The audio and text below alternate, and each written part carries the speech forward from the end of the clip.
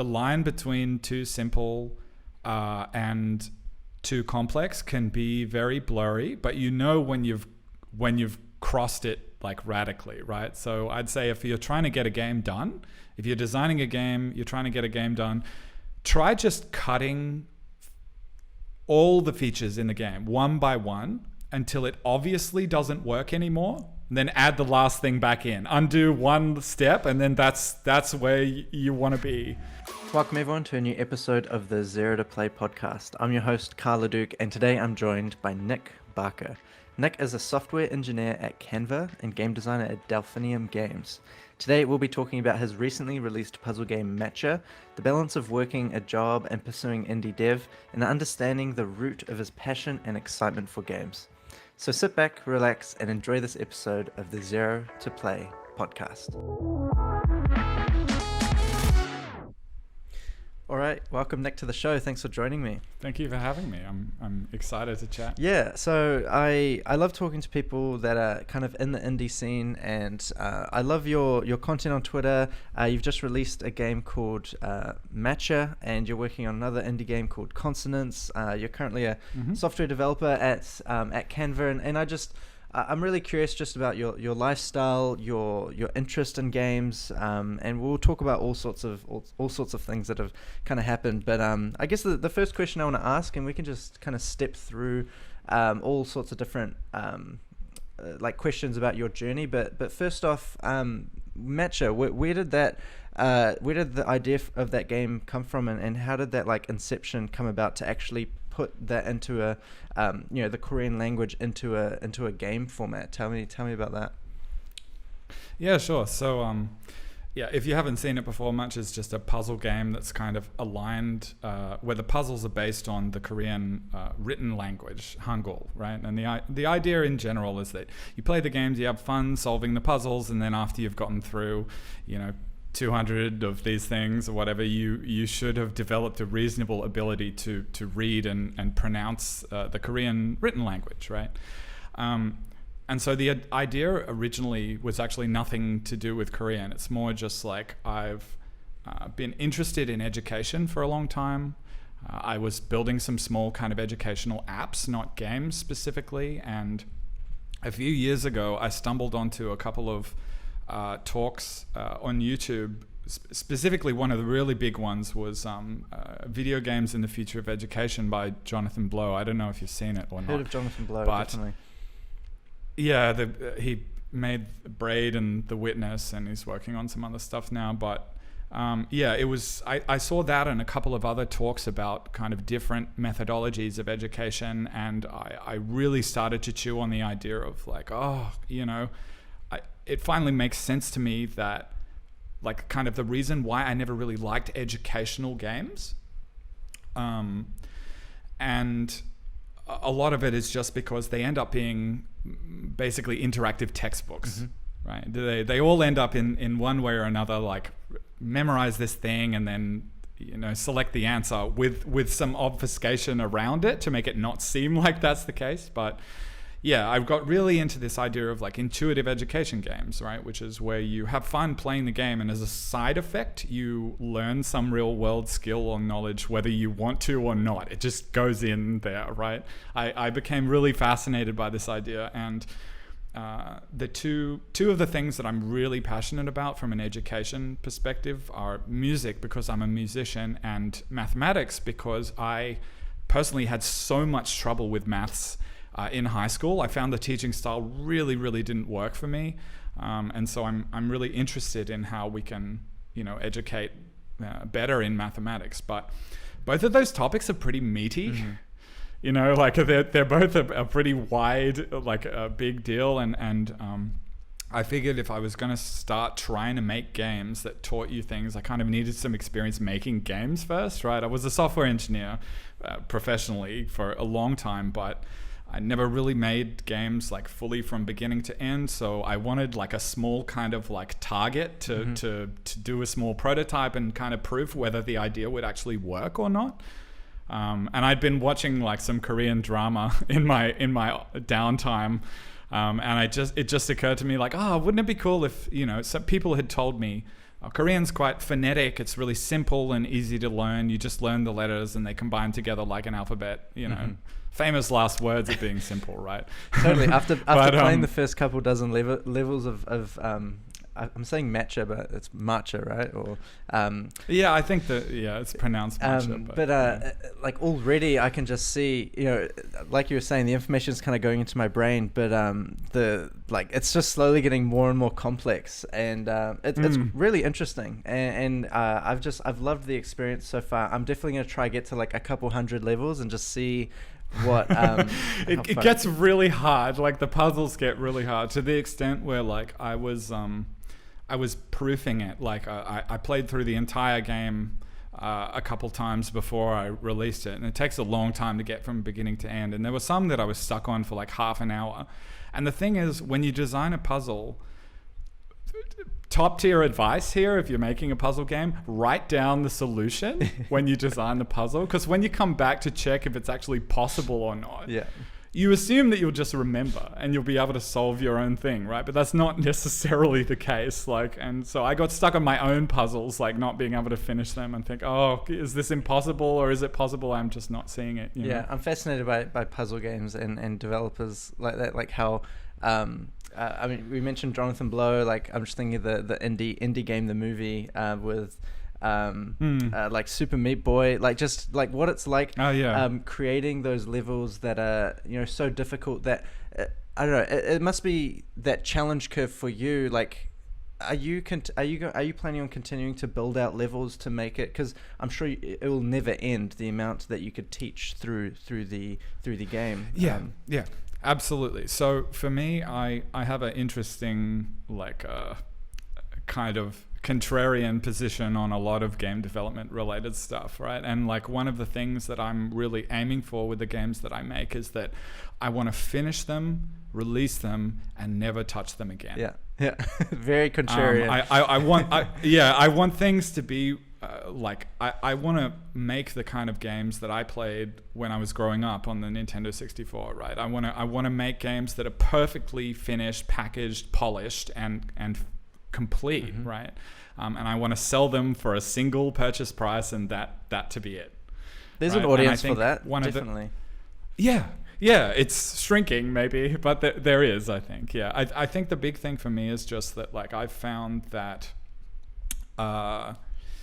it's much easier to get a complete kind of creative vision if you do it on your own. And as soon as you release it out into the world, you have all of these conflicting signals of all of these different players who don't have the creative context that you have, saying, oh, you should do this and you should do this. And I think there's a temptation to continue to work on things, and it kind of means that you can never really let go. And for me, it's been, you know, I have a whole bunch of new ideas that I want to make, you know, new educational games that I want to make, and it's really important for me to be able to actually put a bow around things and let them go and be like, that's finished, and I can do the new thing. Totally. So yeah, going on to your next project that you're working on, Consonance. Talk to me a bit about what you hope to educate, or what the kind of design or maybe main game mechanic is that you hope to deliver with that. So fundamentally, the educational aspect is music improvisation. So that's being able to make up music over a backing track or chords, you know, jazz improvisation, that type of thing. And the reason that I want to do that is because, you know, jamming with your friends and making stuff up, someone's playing chords and, you know, you can make up a melody or whatever at the top. It's one of the most enjoyable and honestly one of the most like deeply human things like that there is, improvising music with other people, right? And I think one of the problems that we have is that in the current music education system, it's very rigidly about you have to learn to read the music, you know, you have to play precisely in time, you have to play accurately and perfectly what's on the page, that type of thing. And because we're raised to learn music like that, it means that by the time we get to the age where we're thinking about doing some improvisation, you know, if we're playing in a jazz band in school or something like that, and we want to do some improvisation, people find it incredibly intimidating, right? They don't the last thing that they want to do is make something up, because they become so attached to the safety net of having the notes there on the page in front of you, which I think is kind of tragic, because, if you watch kids, like when you play music for little kids, like under the age of 5, they just sing random stuff, right? They stomp their feet and they do random things. It's such a deeply human thing to want to make stuff up to kind of get your natural rhythm in sync with something that you're hearing. And so the game's about kind of teaching you how to make stuff up and improvise over chords. I love that. And it's interesting because games for education is one big topic, but another topic that I like to touch on the podcast is games as a form of art. And I feel like this kind of dips into that, like improvisation, and you talking about kids playing like that seems very artistic and creative to me.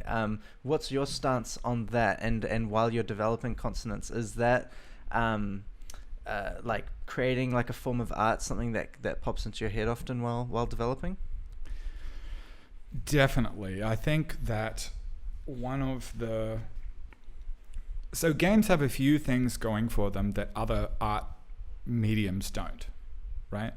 And I think you don't have to lean on those, but you can make something unique and special if you do.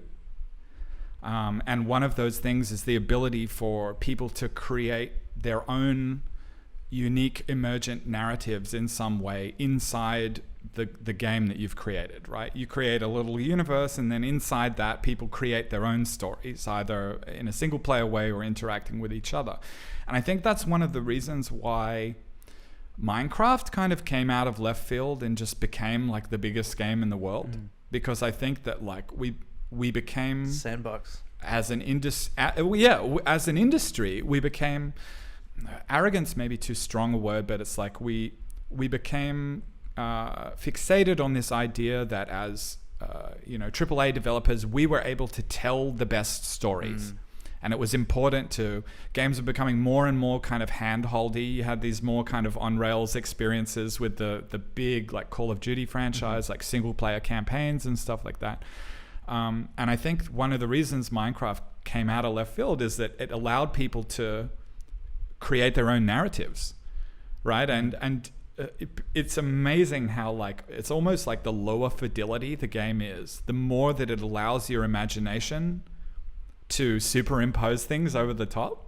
It's like when things are really realistic, you kind of get forced to take it on face value, but when it's really like pixely and like it's more the implication, it's like implied shapes and structures and stuff, people's imaginations just fill in all the blanks, and that creates like an amazing experience. And if you had like a sword that was incredibly designed by a team of artists, and I feel like if you're going to make a game to that extent, the amount of thought and like barriers about like what angles the sword's going to be seen, like what the animation's going to be like, it's just that's a really good comment about how the more like detailed something gets, the more constraints you kind of put on the freedom that the player has to enjoy that in different ways, which is exactly. It becomes a very prescriptive narrative, basically. It becomes more like a movie, and I think games that are like movies, totally valid form of art, and I think there are some incredible like cinematic like games and experiences. For example. Yeah, absolutely. But on the other side, being able to create your own world and play with things and see them actually appear and react to your input on screen, that's something that games can do that nothing else can. So it is something that you can leverage to really differentiate the medium from something like movies. Yeah, that's what I've been most fascinated with in the last like decade. Is I work for Rocketworks, which is developing Icarus, a survival game, and from the inception of DayZ and how the survival genre's kind of evolved, I see a lot of similarities. You watch someone stream for 3 hours and they're playing out a narrative. They're surviving, but if they're playing with friends, if they encounter another squad, like it's and same as the battle royale genre and how that's kind of evolved. I think it's similar. It's playing with those constraints and different ways to create unique narratives that keep people entertained. Exactly. Which is fascinating. Yeah. So taking that and talking about consonants, I love that we can kind of pair, which one is like an open world universe, but you're still thinking about how to create this environment that people can have unique experiences every time they play the game. Exactly. Yeah. So the way that I tend to develop games is that I have a lot of experience making software now, and what I've gotten good at is I can polish things. From a music perspective, I would say that I'm an arranger. I'm not a composer, right? I can take other people's things that they've written and make them sound good and figure out how to put them together in nice ways, but I'm not really the person who creates the raw materials myself. And so obviously in games, you have to come up with some kind of concept. You have to compose something as like the basis for what the game is, right? And because I know that is difficult for me, I start specifically with only that process. And I try and not put any polish on it at all. So generally before I make a game, I'll make 5 or 10 prototypes that are really, really like minimal, and have no like nice effects on them at all or anything like that. Because I know that if I find something that in an incredibly ugly and reductive sense is still fun and satisfying, I know that it's going to be dynamite when I actually polish it up to something good. Mm-hmm. You know what I mean? Yeah. And I really like that approach to doing things. So I'm starting off with like just a very minimal, like reductive kind of, what are the core mechanics going to be? And then I'm really hoping with consonants, unlike my first game, to have it a lot more fleshed out. I'm hoping to have like a kind of like a story to it as well. And like,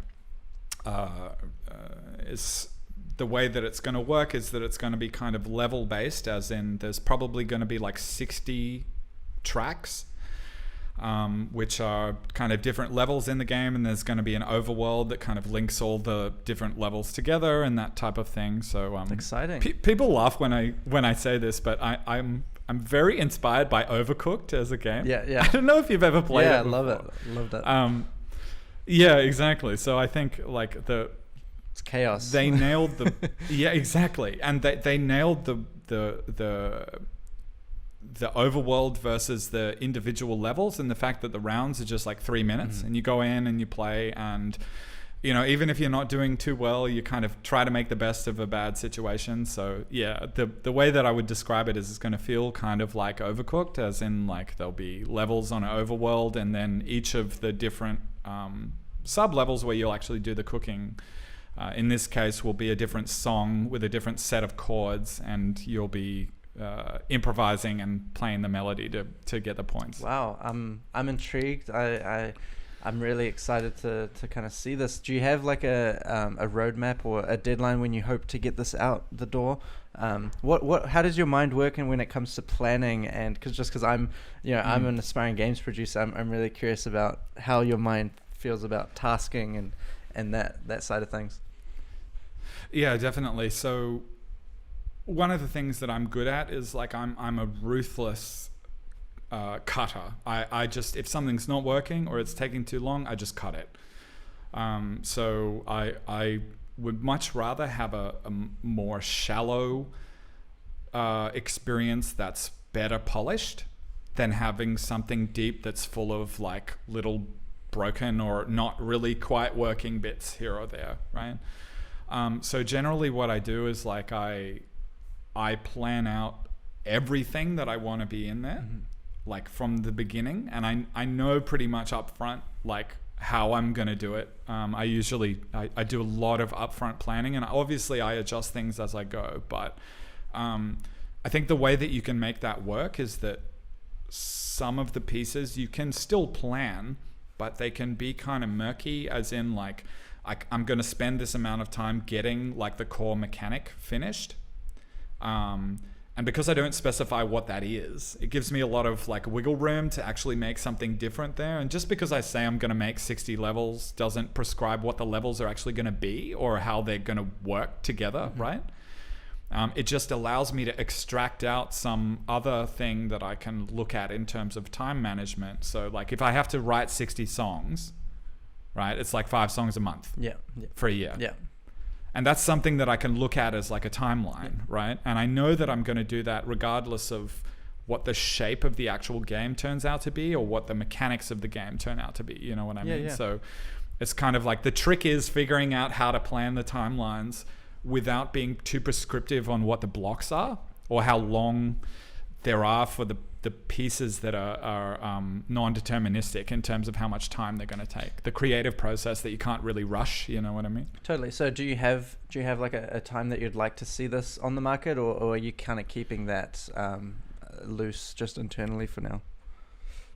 Oh, I don't want to spend more than like 12 months on it. Yeah. Cool. So that seems like a short amount of time, I know, especially because I'm doing it myself. But like I found that like I'm a big believer in the importance of constraints in terms of creating good art, and I've found that the time constraints have been helpful for me in the past. They've helped me to see clearly what's important and what isn't. Yeah. Also, well, a couple rapid fire questions. What tools did you use to make Matcha, and have they changed for Consonance? Like, what's your stack look like for game development? So I'm using Unity at the moment for everything, and the reason that I'm using Unity is for cross-platform. I would actually probably rather use something else if cross-platform wasn't such a pain, but Unity makes that so much easier that it's totally worth it, especially the mobile stuff, because as far as I know, Unreal's not amazing for mobile right now. Still, it's not really targeted as like a mobile platform. And yeah, apart from that, there's this amazing library that I don't know if you've heard of. There's a game tool developer, Freya Holmer, who makes a bunch of plugins and stuff like that. And there's something that she made called Shapes, which is like a 2D vector graphics rendering library for Unity, and I use that for everything. Nice. It's amazing how much that sped things up. Like all of the tiles and the graphics and stuff in Matcha are all rendered using that, and it just sped things up so much. That's amazing. Yeah, the library in both Unreal and Unity is, people form their business and their studio or their careers around providing assets, and that's a really a big shift in the industry. I feel like that we're seeing over the last like half a decade, even the last few years, where that's a real viable, like, people making games from scratch now. There's so many pack assets and awesome plugins that you can find online, which is really cool to see. And if you want to get something off the ground quickly, that stuff is just invaluable. Really, it is. And there's no shame in using that type of thing. I mean, I wouldn't ship a production game with like obviously like kind of store-bought assets as like the main thing. But apart from that, it's totally fine to use that stuff as long as it doesn't impact performance too much. Totally. And I suppose the legalities of it and copyright are really important to read the fine print and make sure. That's okay to use. But yeah, licensing is hard in open source and that type of thing in general. Like, it's just a hard problem, and we don't really have good solves for it at the moment. Yeah. So Delphinium Games, is that you said you're working on this game on your own? Is there anyone else that has been involved or is involved in the company at all?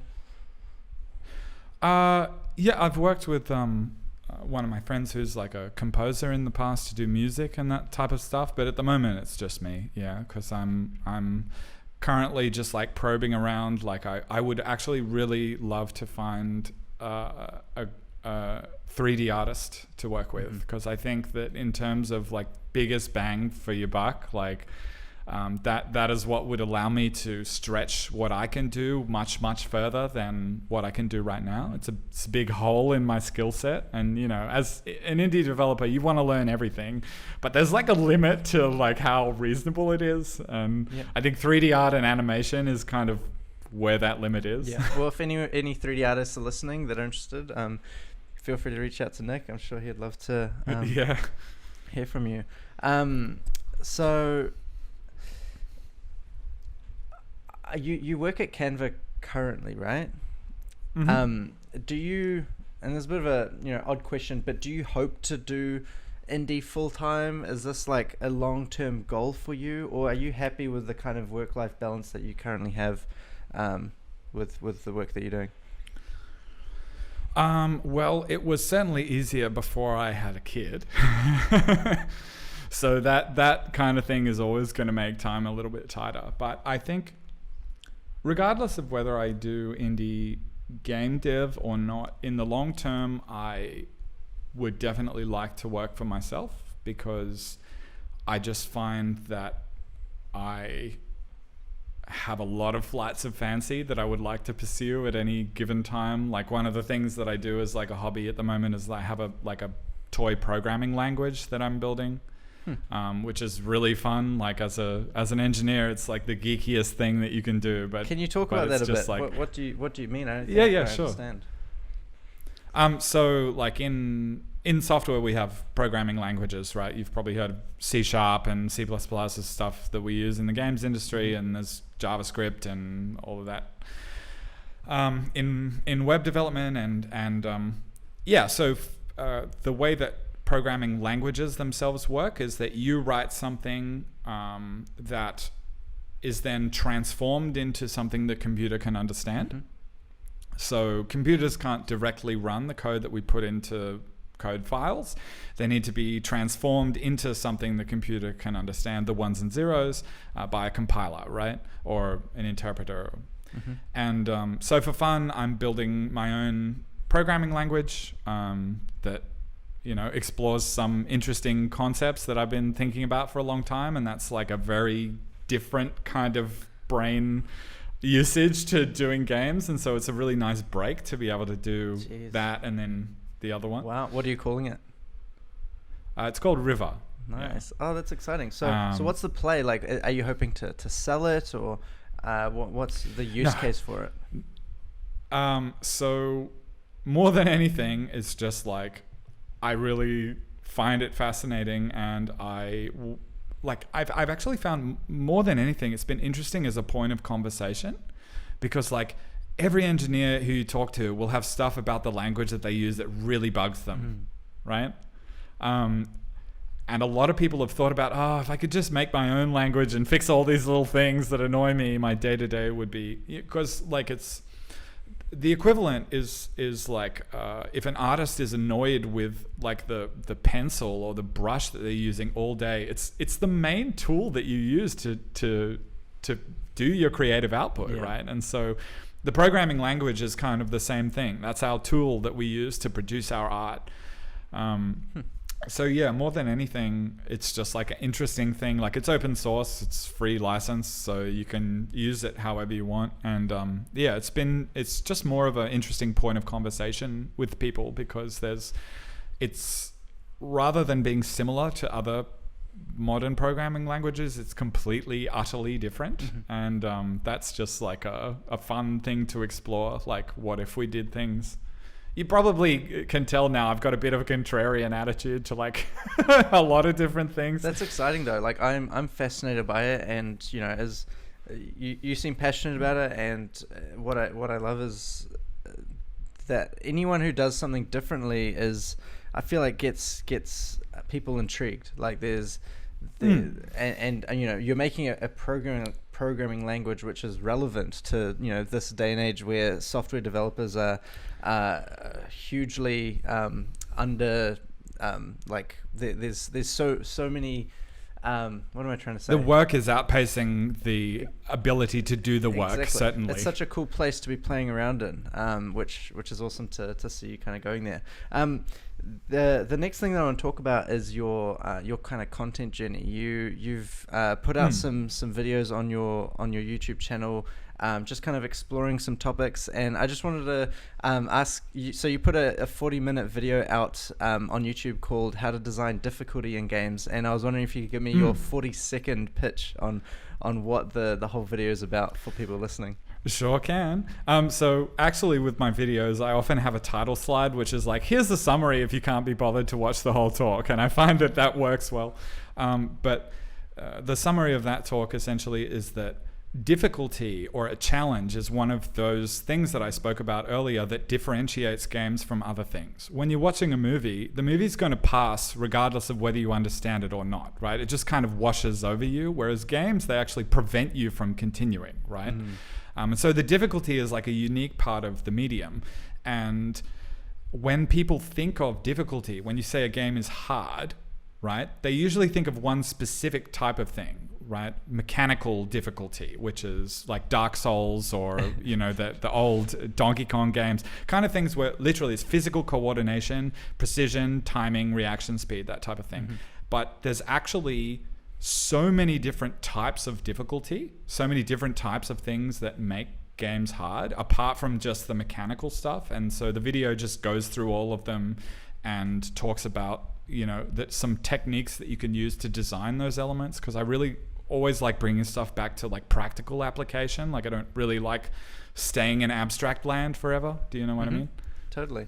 I love that. And talking about difficulty from like a game design perspective, and just the future of games as well is so exciting, just because it just reminds me that there's so many unexplored game mechanics. And, and talking about the future of games, is there anything that you're I don't know, I'm sure you've got like a list of game mechanics that you want to see in the world. It's such a big open-ended question, but are there any like game mechanics that you're excited to see, that you want to help like try build one day, that you think are worth mentioning? Absolutely. So obviously intuitive education games like my passion. I want to figure out how to put education into games in a way that doesn't feel like it's forcing you to become educated. You know what I mean? I love the idea of where we could go with emergent narrative, or like a procedural narrative. So what I mean by that is like games with written story that actually adapts to your choices in a dynamic way. So rather than just like a traditional branching narrative, some games have multiple endings, but even that's kind of like going out of fashion now. There are some people who are trying to create these games which actually produce completely like emergent story based on what you decide to do. I don't know if you've heard of AI Dungeon before. No. Tell me. It's a game that uses have you seen the GPT-3? Yes. Like the machine learning text stuff. Yeah. So AI Dungeon is this game that essentially uses GPT-3 to dynamically generate a text-based adventure. So like the old text-based adventures from like the 80s and stuff, like it's doing that, except it's completely reacting to what you're deciding to do. Wow.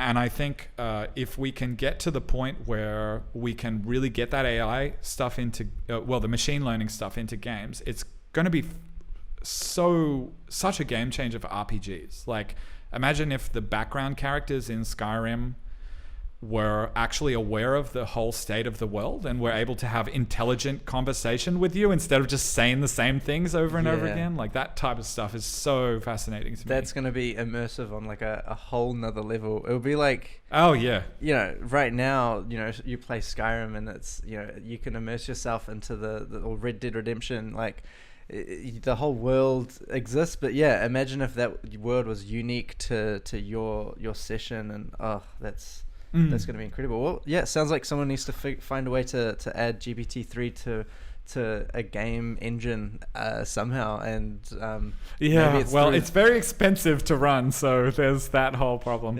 But yeah, you might I don't know if there's really that much information about it, but there's this project that Casey Muratori is working, the Molly Rocket company is working on, called 1935, I think, which is like it's like an emergent narrative kind of game in the same way. I'm not sure when it's coming out, but it sounds, from listening to him speak about it, that it has those type of ideas. That's exciting. And I'm really excited to see it. I'll after this I'll send you a link to the guy who made AI Dungeon, because he's now working on generating companion images. Wow. So it can actually generate like 2D pixel art from scratch that actually show you say, I'm at a campfire with 4 friends, and it generates the image to show that scenario and stuff. He's doing some really interesting experiments. Very exciting. Awesome. Yeah, definitely. I want to check that out. Maybe even get them on the podcast to hear about it firsthand. On the just ending on the whole YouTube journey side, are there any oh yes, sorry, I forgot about that. Oh no, we went off on tangents about the future of games. That's my favorite kind of tangent. Are there any types of content that you hope to produce this year, or like the direction that you hope to take your channel, or any milestones that you hope to achieve? Definitely. Like I have a bit of a history with YouTube, right? Because I've been making videos on YouTube since like 2007 maybe, and I go through a cycle of what might be considered to be self-sabotage, where I bootstrap channels from nothing to like reasonably successful and then just abandon them.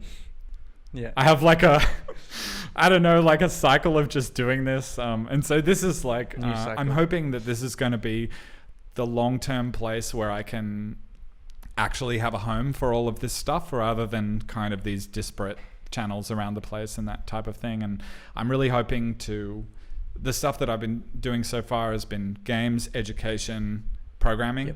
But I have a couple of like I guess philosophy talks, or just like brain dumps about things that I've been thinking about for years that I've really wanted to make. And so it'd be great to get some of that stuff on there as well. Awesome. Not just game specific, but I'd also love to start creating I'm going to start creating like a developer diary for this new game, because I didn't for the last one. I just built it and released it. But exciting. It'd be good to document it. Yeah, I love watching people's journeys, so I'll definitely be there to watch that. On to the last topic that I want to discuss with you. And this is just me kind of being selfish from an NZGDA eyes to this, but fair enough. No, I understand. From like the New Zealand games community, what have you found has been really valuable from your experience putting your games out or interacting with people? Like I'm curious to know like where you've found the most connections, and what you're excited about. Like tell me about the community and how you interact with it right now. Definitely. So I live in Christchurch, and we have a local Christchurch game developers meetup down here, and it was so good going to those in person. They were run really well. AV was done really well. Shout out, it was Leaf just and like Ian. a really, heavy lifting going on there, definitely. But the vibe was just really good, and it was great to be able to actually talk shop with a lot of different people who had different kind of roles and different kind of interests and at different points on their journey kind of thing. Because I think that if you, for example, as someone who works at a game development company, like a large-ish game development company, you probably have forgotten what it's like to not be immersed in people who are talking and interested in the same type of thing as you, right? If you're working on your own, it's actually reasonably difficult to find people who are interested in just having a chat for an hour and a half about some esoteric mechanic that you're thinking of building. And it's the same thing with me, like working at Canva. I completely forget about the fact that there are lots of engineers like trying to get into these, like big startups, and you forget about the value that you get just sitting at the lunch table chatting to people about random problems that they've solved, because years later you think, so-and-so said that was the way to fix this thing, and you pick it all up passively, you know what I mean? Totally. So I found those in-person things to be so good, and I'm really keen for them to go back now that, just if we can hold it together with the in-person stuff, we'll see how it goes. And having a Discord to chat on is actually really helpful as well. Yeah, no, it's cool that they've got a Discord. I like how they're kind of building out. Do you foresee this being in like a virtual space one day? Do you think that would work with the amount of like the experience that you get in person? Do you think that could be matched in a virtual space? It's hard to say. it's hard to say. I think like really we're in the Stone Age in terms of this whole virtual environment, right? And you know, it's going to be the same kind of thing as like when people see photos of like the huge brick cell phones that they used in the 80s and stuff, or like you carry the briefcase with like the big antennas and stuff. All of the photos of like people on Zoom, like the family photos on Zoom, like that's going to be a thing that's like recognizable from this day and age. You know what I mean? So it's inevitable. And I just think that we have a long way to go before we get even close to that equivalent of that kind of feeling, that sense of community that you get from, even just you take a prototype to that type of thing, and seeing a couple of people's faces like really light up looking at something that you're doing can be the difference between you deciding to push through with it or abandon it and do something else. You know what I mean? I can't overstate how much of a difference these make. So it's a way off yet. Really good points. Like, especially that's a great use case. Like, you know, you're going to an event with, you know, nerves because you've got a prototype that you're bringing with you, and it's like those are the transformative moments that would need to translate to a virtual space for people to even consider it. Because if people don't feel like they're having that impact or getting that reaction, then social media and the internet has its own benefits. Like putting out a GIF of Matcha on Twitter might, you know, get a bunch of reactions from people that, you know, you would never meet in person. But it's an interesting topic. There's no real answer to it. It's just we're in the Stone Age, like you said. Yeah, I think the biggest thing is that like what the shortcut to creating meaningful experiences and getting on that first kind of ladder of success, in my opinion, at this point in the world, is finding some way to have a specific interaction with some shared context. And what I mean by that is everything in the modern world is generic, right? When you put out images of your game, you're in a space on Twitter where there are 100 million other game developers all putting out images of their game. It's just like this vast sea of stuff. And the way that humans work is that we form friendships and communities based on shared context, right? In the past, it was all about location. Like it was about land because humans couldn't move very far. And so our shared context was about the land that we lived on, the food that we ate, the kind of weather that we had, that type of stuff. And I think that like a real shortcut to becoming to create something that people value is figuring out how to create something that has a very strong shared context with a group of people. And so, you know, obviously if you're at an in-person event with people who live in the same city as you, they're much more likely to engage with something that you're making than something they randomly scroll past in their feed, right? Because there's no context on why it's important to them. Totally. But someone in your own city or someone who lives close to you, like that actually makes a big difference, you know? And so I think that like those communities that have a strong shared context are much more likely to support each other and get really engaged in the projects that they're making. Totally. And just a question that popped up in my mind, like, do you see yourself wanting to seek funding one day for your projects? Like, do you see that kind of scale growing in your head as you're continuing to develop, or are you happy to just kind of make it your hobby that you work on the side and, you know, go to meetups, or are you wanting to make something more official, bigger scale, maybe build a team? I would love to have a small team of people, definitely, but having kind of like run the startup gauntlet kind of thing before, I'm not sure whether funding is like the right model for me personally. I'm thinking like potentially the thing that's going to work for me is like building out a couple of things, getting like a moderate, you know, degree of success on my own, using that, to attract other people who are interested in working with me on this similar kind of idea. And also just like first building up a really strong idea of what it is I actually want to do before I have the money to spend to actually do it, right? And of course, like, funding comes with all of these strings attached. Like, you have a certain time horizon that you have to produce by, and like, you know, by the time you finish, like, your advertising and your marketing has got to be done a certain way, and it's like a lot of it is up to the publisher's discretion, because they're the ones who are really like incentivized to get their money back, right? So like, it does add it's kind of like a credit card, right? Yeah. You get something nice now in exchange for having to spend money paying for interest later. Yeah.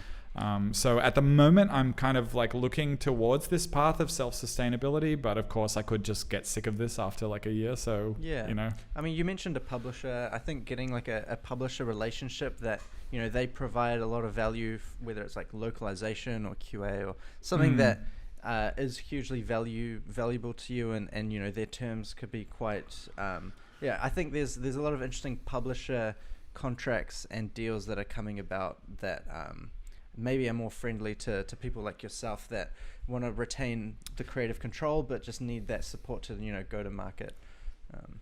Yeah, definitely. I think that what it comes down to is I need to know what I want first. Yeah. Because I think the most important thing is that, like, you can't.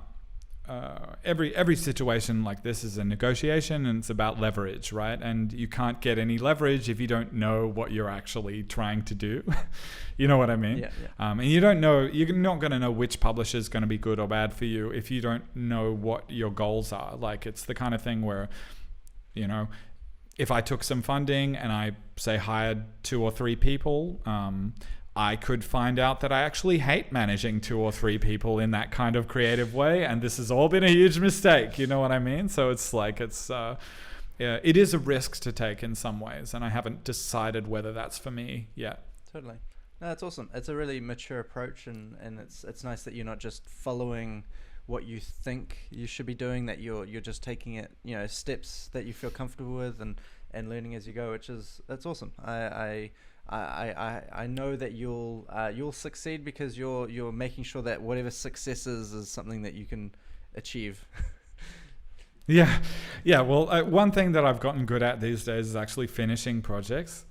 Yeah, exactly. Like, generally, if I start something, I'll finish it, unless I can tell that it's really garbage, which does happen sometimes. Yeah. But that's an important skill to have as well, right? Knowing whether something's good or bad. Yeah. Especially if you made it. Totally. Yeah, exactly. If you take it to a meetup and someone is just like confused and not happy, and then you walk away going, they just don't get it, I'm going to spend the next 2 years continuing to work on it. Yeah, just out of spite. Like, yeah. Spite is not a good reason to do anything, right? And yeah, I think the great thing, the advantage that I've had actually is that so far I've been developing games with the idea that I'm also going to release them on mobile. Like, Matcha was actually more of like a mobile first kind of game. Consonance is going to be more like maybe PC will be the target, but probably you'll be playing it with a controller. And like, for example, I just last night got it working so you can play the game with a piano. Cool. Wow. So that's like a really interesting kind of like weird angle. So you can plug a MIDI keyboard into your PC and play the game on a keyboard. Wow. Yeah, so there's a lot of interesting stuff to do there. The more I'm hearing about consonants, the more I'm just like, this doesn't from our conversations, this doesn't sound like something Nic would do. It's just getting very out of scope, very big. But I have faith that you'll deliver something cool. And don't worry, I'll cut all the extraneous stuff. Like, it'll be very simple by the end. Yeah. No, that's exciting. Awesome. A few things. I'm just going through my questions now, and I just put no worries. I put a bullet point and it said Wordle. Have you played Wordle? Oh, yeah. What are your thoughts? Yeah. I have. I think that firstly, worth saying, huge props to that guy for not wanting to monetize it. Yeah. I have like the biggest respect for that. I'm really on board with that type of approach to things, and I must say, it's like I did think of some great ad integrations. You know, the word could be like a brand like Pepsi, and then like as soon as you guess the word, like a Pepsi can like pops up. But the producer brains just going off. Like I was like, this would be genius. But in a way, I kind of accepted that would be the case. But it's awesome to hear that he's not wanting to pursue that. Anyway, what are your thoughts on it? Yeah, so my thoughts, like with this kind of stuff, I love going back to first principles. It's my favorite thing to break everything way down to like the core of the simplest possible thing. So like, why is Wordle successful? Right? Mm-hmm. There are two like major reasons, right? The first one is the absolutely like off the chain genius level like idea to share it on social media with the colored squares. Yeah. Without revealing like it. That was just a masterstroke. Like whoever came up with that one, it was. But the main thing is that it creates shared context, right? That's what it's about. People enjoy it because they're all doing the same thing on the same day. And that it's like there's one specific shared thing. You get an idea of how other people did at it. Like I think in a world where we are just can't like so devoid of any kind of connection, like the world is so atomized down to like the individual now, that anything on those social platforms that creates some sense of connection between people, I think has a very high chance of success. I think it's really one of the reasons why Animal Crossing became like a huge phenomenon right at the beginning of the pandemic, right? Because it was like this shared context, and I don't think the game would have been successful if it hadn't had those like time gating mechanisms in it. Right. So like the way that like the turnip prices always reset on Sundays, for example. Yeah. Like that created a shared context between people who had been, split apart by life circumstances, who weren't finding that sense of community. And I think that like community is like the lightning in a bottle thing that a lot of game companies are trying to figure out right now. And there are people putting a lot of money into it who aren't succeeding. Surprisingly, like it doesn't seem to be something you can buy. It's something that appears organically and is very fragile. It'll escape if you try and interfere with it. You know what I mean? Totally. You probably have similar kind of things in Icarus, right? Like trying to actually create a community around the game and foster people playing in that way is really hard, right? Absolutely. Yeah, I mean, there's so much to this conversation. There's so much more that you want to do as well, like constraints that you have when making a game. Like obviously you want to have everyone in one map at the same time, and you have to make hard choices to limit that. But it is a big part of where like finding the fun, like where are you having fun, and it's usually when you're with other people just trying to survive.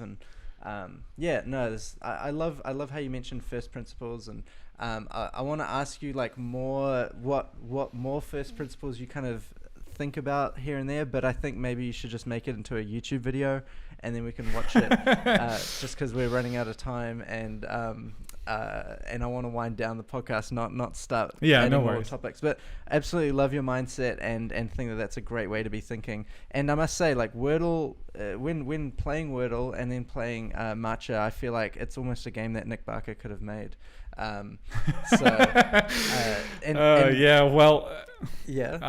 don't know if you heard, but Josh Wardle, the guy who that's his name as far as I remember, but he made it for his partner who was interested in, who wanted some word game kind of thing. And so I think it's kind of funny that it's not the type of game that a software developer would necessarily think to make. It's like a non-software person wanted this type of game. And it's interesting because he's got like, I think the next 1,000 days already booked. So it's like very much a game that he could just put on the shelf and not touch, and it will still just continue to cycle. It's great. It's finished. Like you don't need to, anything you touch would ruin that game. Seriously. Like it's perfect how it is. Just leave it. I think you need to do a word game at some point. I'd love to see your take on it. Well, language is an endless pool, really. Like it's absurd how simultaneously complex and simple it is. It's like this amazingly, ethereal monster that can just go from like the smallest little simple thing to the most insane complicated. Yeah. It's so language for education games is like it's a gold mine that I don't think will ever be completely tapped.